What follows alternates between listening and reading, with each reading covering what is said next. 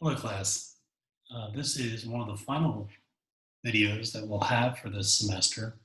And I just wanted to kind of kick off this final week of regular courses by making a couple of quick announcements. First, I'm recording this on Wednesday, April 29th. So, just as a reminder, tomorrow, Thursday, April 30th, you have your policy presentation due.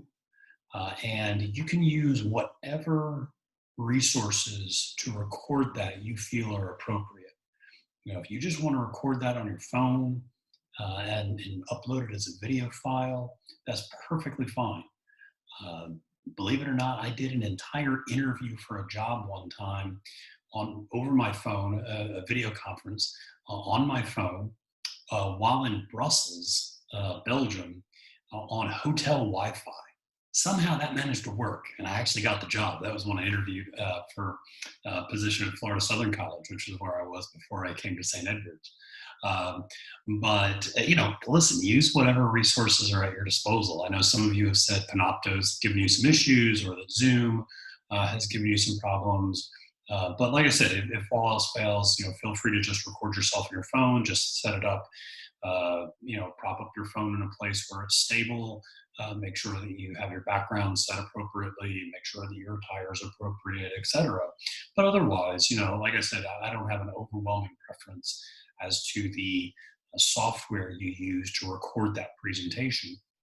Obviously, if you use something like Zoom or Panopto, you have, or even PowerPoint slides, you have the ability to record yourself talking, but you then also have the ability to include a PowerPoint or another visual in that presentation, as I've done over the last couple of weeks for some of these weekly presentations. So, like I said, whatever you choose to do is perfectly fine. I understand there might be limitations that you're facing. I appreciate it just being able to see all of your faces with the most recent discussion forum and the video uploads you did there. It really is something else. We take so much for granted in this world. And it was just so nice to see everybody's face again.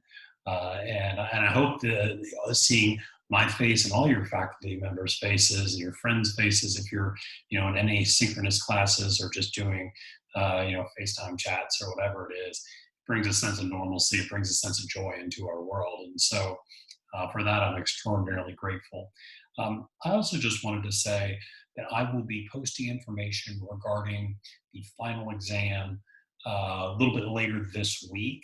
The final exam is going to be structured very similarly to the midterm exam in terms of a couple of essay questions, um, and some of the requirements might be a little less stringent than the midterm exam, but the basic structure will be the same. I'll post a study guide. I'll post a couple of videos providing some more information about the uploading process and about the assignment in general, but just be on the lookout for that information coming up.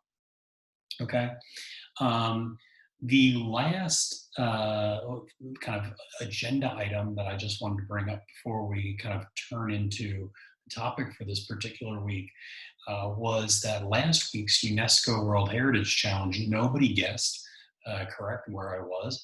And so where I was and where that falls is Riga, Latvia. So Riga, Latvia, the entire city of Riga, Latvia, is actually a UNESCO World Heritage Site. This is true for a lot of European cities, a lot of cities, honestly, all throughout the world, not just in Europe.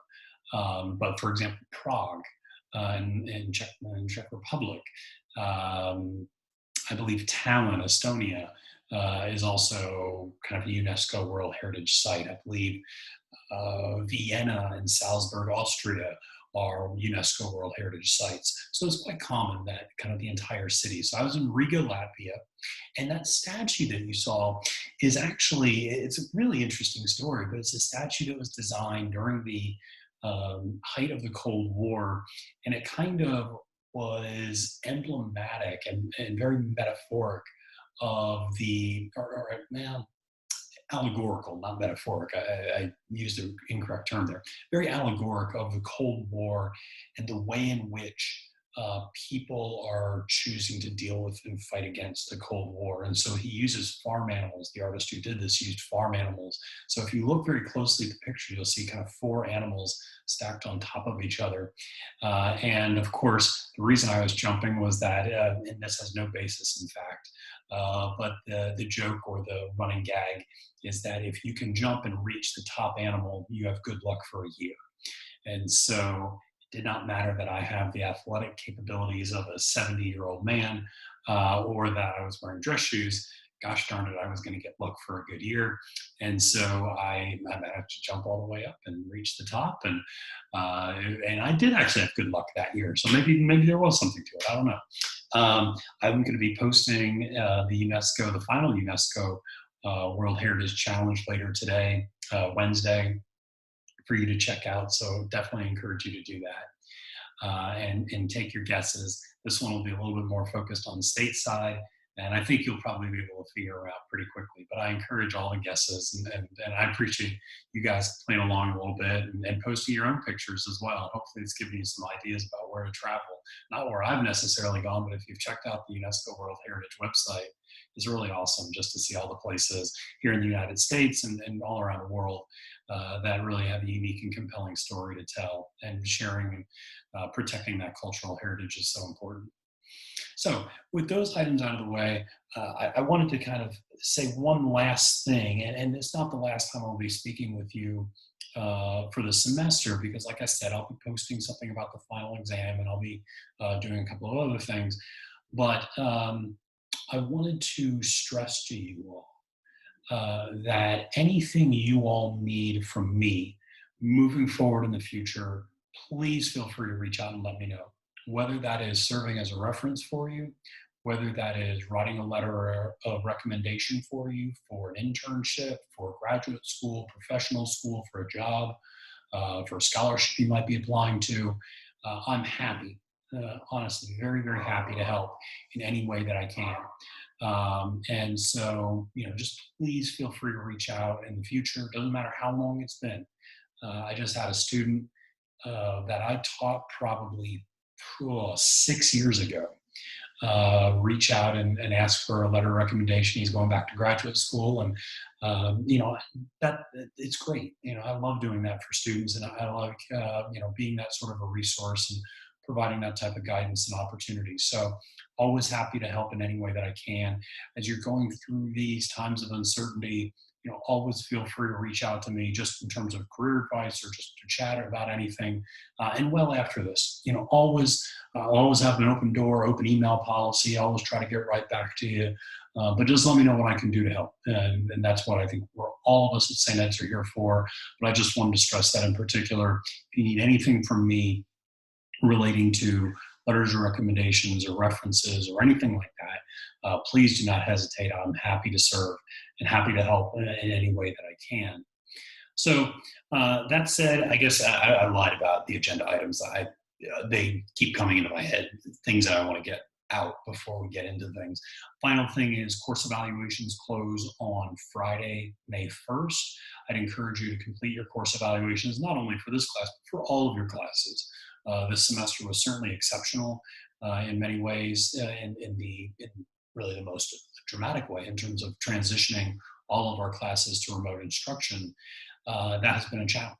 I would imagine that some of you, it has not been quite as difficult of a road for. I think classes in global studies, in political science, in behavioral social science type of classes transition pretty easily online in the grand scheme of things. I mean, if you were taking a graphic design class, if you were taking an art history class, or a theater class, or a natural science class, or a mathematics class, those might, obviously, or language class even, those might really be much more problematic. So I know the faculty have done so much to try to accommodate that swift transition. I know it was a very unique semester for you, but as we get close to the end of the semester, it's always great for you to provide your feedback to faculty and for the university to see what your experience was like this semester. We know that it's unusual. Yes, we're going to be teaching online in the summer, but there is an assumption until noted otherwise that we will be returning back to life as normal in the fall, or as life as normal as it can be in the fall. And so, this experiment of all online will probably come to an end in August or September, but we'll see. You never know. So that is something we'll just have to continue to keep in mind as we move forward. But like I said, please make sure to complete your course evaluations. Okay. So this final section was, it's a little bit of an easier lift. We're getting there are a bunch of assignments that you have going on. You have the final exam. You probably have a lot going on in your other classes. And so I didn't want to bog you down too much. The reading this week is pretty light. It's the 3 linked articles that I provided are quick reads. The video that I uploaded is optional, free to watch. You don't have to.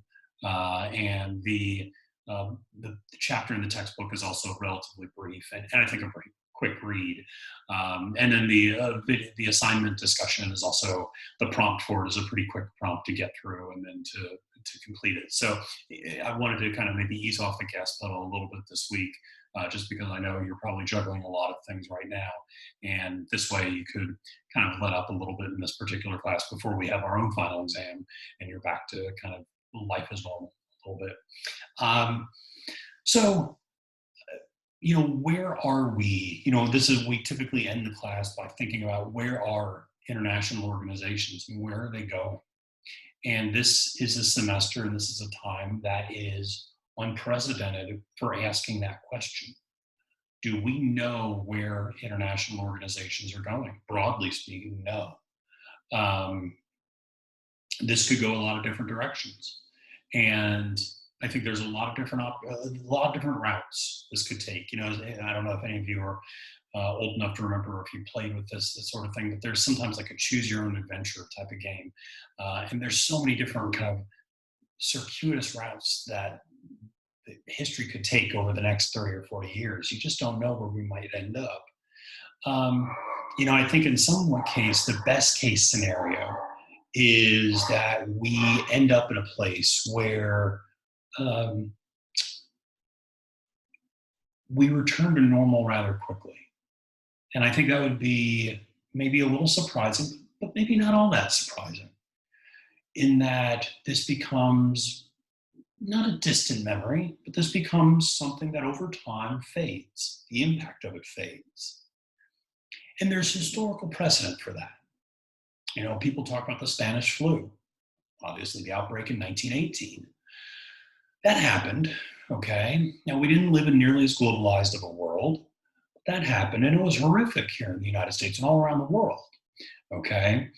But the Spanish flu in 1918 gave way to what? In the United States, the Roaring '20s, a time of unprecedented artistic and cultural growth, and the way in which people were so eager to get out and interact with one another. So, there was some short-term memory there in terms of, this was an awful thing. We had to be, quarantined, but then, hey, we get back out and business as usual. You look at something like the Dust Bowl, you look at something like the Great Depression, we bounce back from those things. Yes, they stay in the back of the heads of the people who lived through them, certainly. When I would talk to my grandfather when he was still alive, he arrived in the United States about a week before the stock market crashed in 1929. And, he talks about living in America during the Great Depression. He was 7 years old when he came over from Italy. And so, by the time the Great Depression really came to an end, he was being drafted into the military for World War II. And so it was, very interesting to see that, always in the back of your mind, and certainly the way that people think and approach things, changed. But ultimately, they came back from World War II, and what happens? You have the baby boomer generation. You have the explosion of the suburbs. You have really heightened materialism in the United States.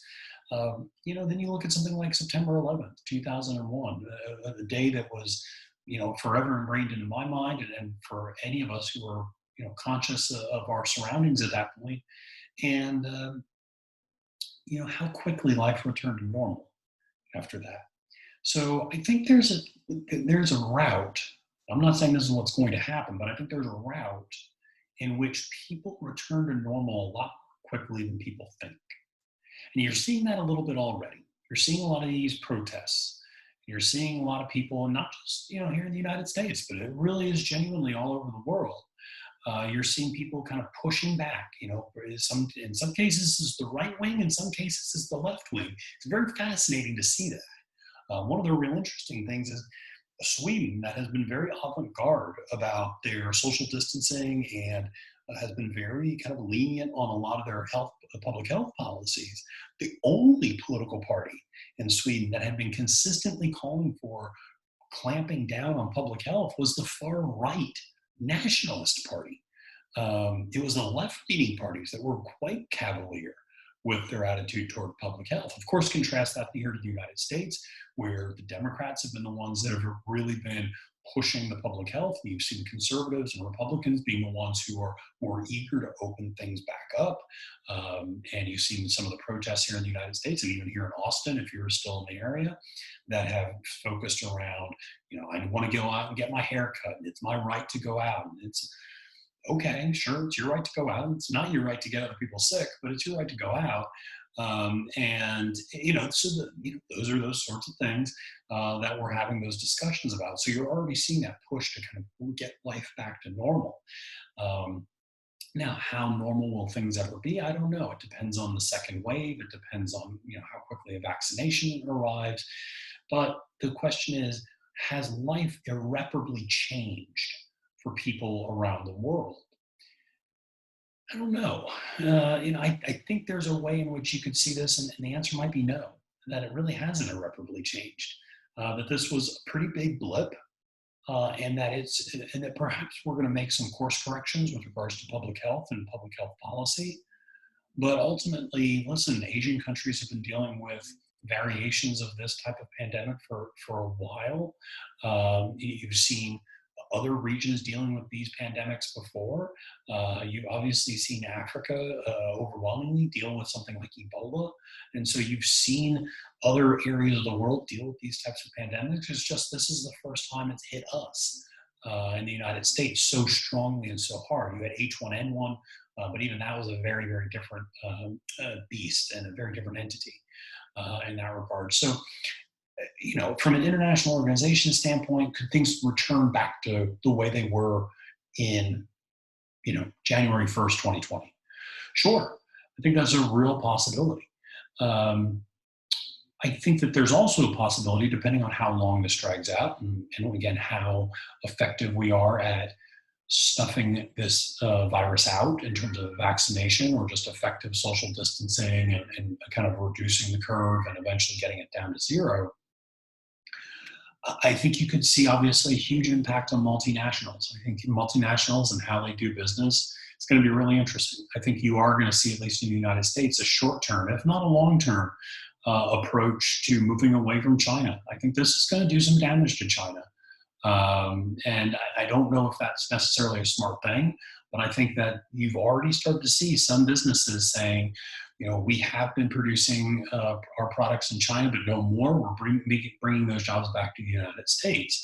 Now, on a certain level, that sounds great.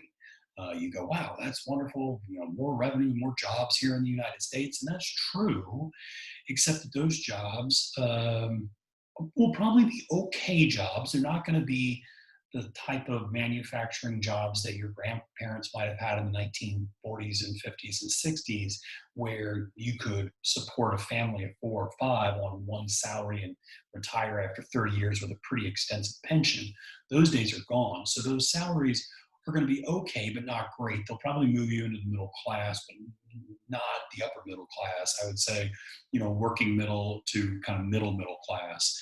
And you still are probably going to have a second source of income in terms of a second parent or an older child, or perhaps even a second job on the side if you wanted to move up. So, yes, you're going to move jobs back to the United States, but, corporations are about the bottom line. You move jobs back to the United States, there's going to be a cost. You're going to have to pay workers more. land and the leases and the factory that you're going to have and build here in the United States is going to cost more money. So therefore, your products are going to be more expensive. That increased cost is going to get passed on to the consumer. Now, are Americans willing to pay an extra $3, $4, $5 for a particular item? Maybe so. Again, that's fine. But there is going to be a cost benefit to that. So I do see multinationals perhaps adjusting the way they do things a little bit.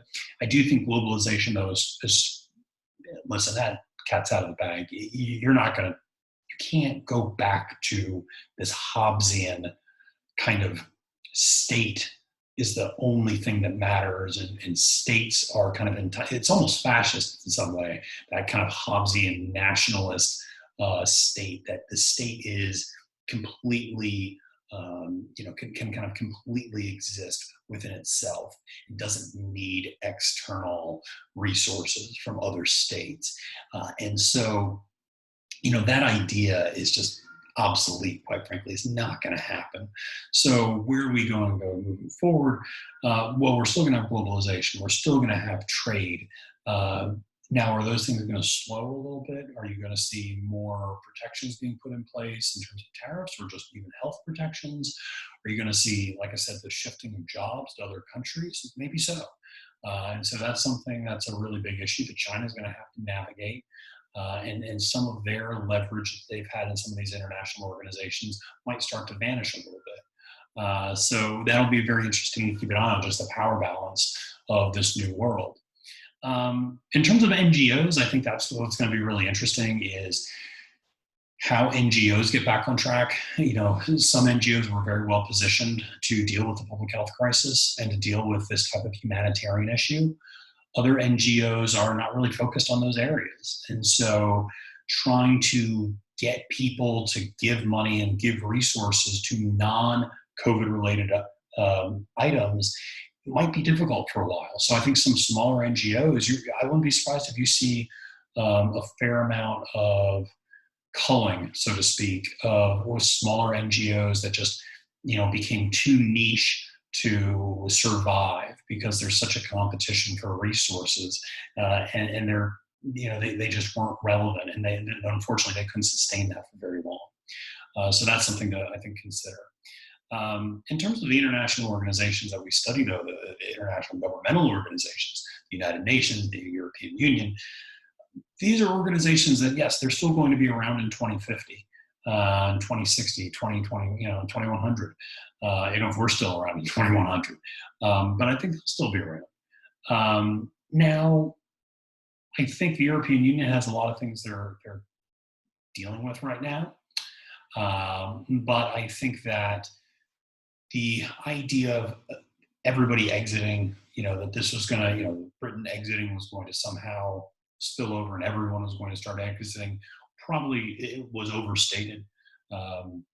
And I think these intergovernmental organizations are going to exist for quite a while. I think the question, though, is how will they look? What are they going to look like? What I mean by that is, in 30 years, will the European Union look more like ASEAN, or will it look more like transnational governments? Okay, will it look more like a government or more like a trade organization? I think trade organizations have a very long shelf life. I think they're not going anywhere. I think organizations like ASEAN, I think organizations, some of the smaller, like the West African Economic Collaborative, those type, or East African, I should say, those types of organizations, they're going to be around for a while. Even something like African Union, something like League of Arab States, Organization of American States, they're not going anywhere, because ASEAN's probably the strongest in terms of being an economic collaborative. But the other ones are really just forums. They're really mini United Nations is what they are.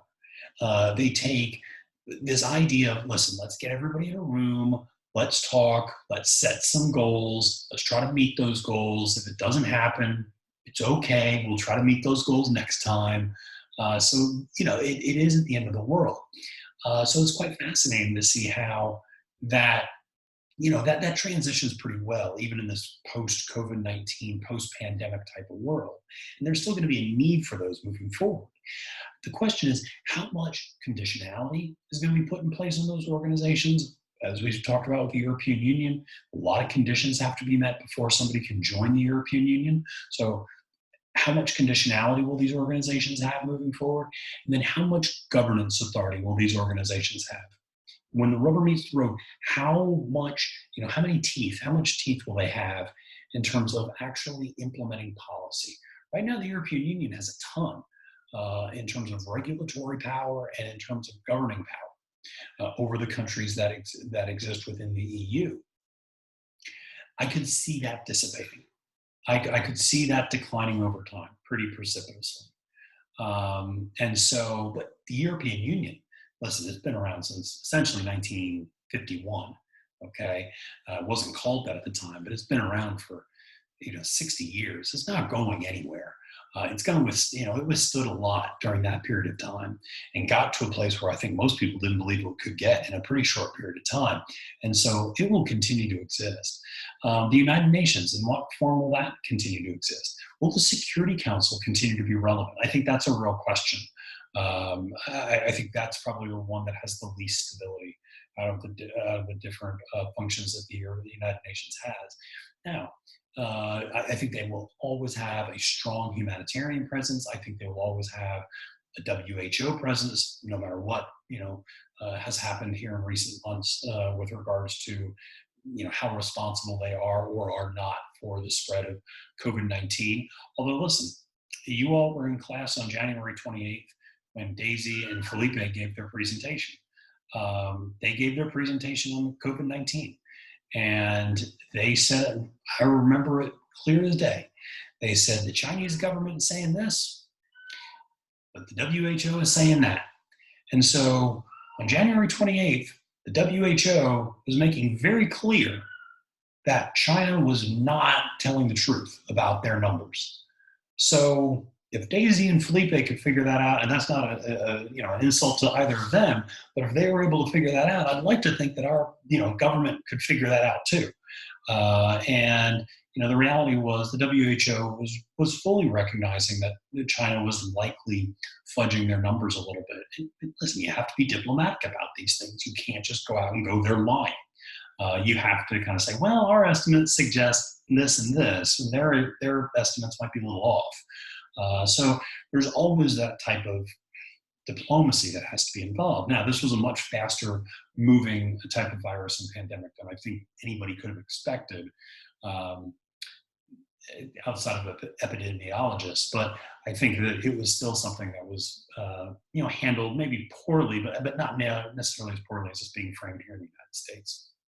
So in terms of the future, listen, I think it could go a lot of different directions. But I think people have an overwhelming ability to compartmentalize trauma and to compartmentalize things that happen to them and move on and not act as if they didn't happen, but to kind of, like I said, compartmentalize and keep it separate from how they do all of these other things.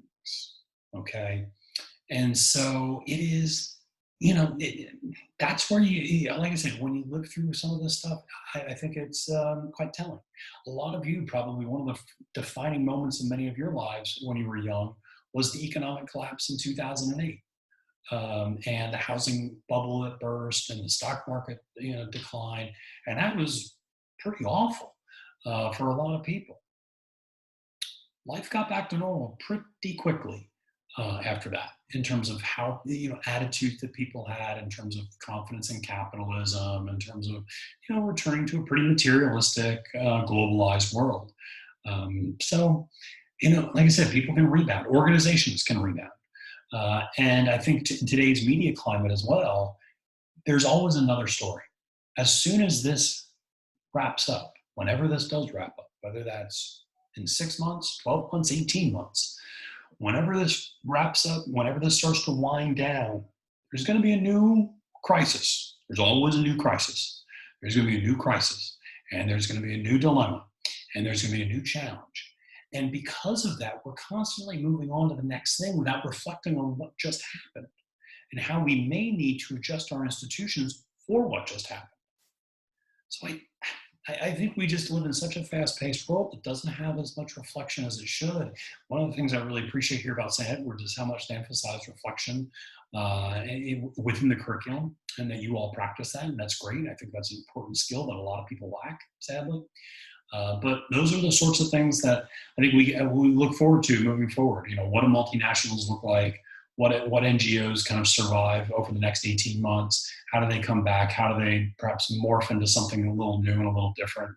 And how much power does some of these organizations still maintain, like the UN, like the EU, in 20 or 30 years? I think that there's a real potential that that might not be the case. But let me say, I thought that 12 months ago, before any of this happened. I think that's the general trend line for a lot of these organizations in terms of the IGOs.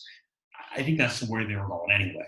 So I don't think that this might speed things up, but I don't think this has fundamentally changed the trajectory of the EU or the UN or any of these kind of intergovernmental organizations. I think they're still going to continue to exist. I think the IMF and the World Bank are going to continue to exist. The WTO is going to continue to exist.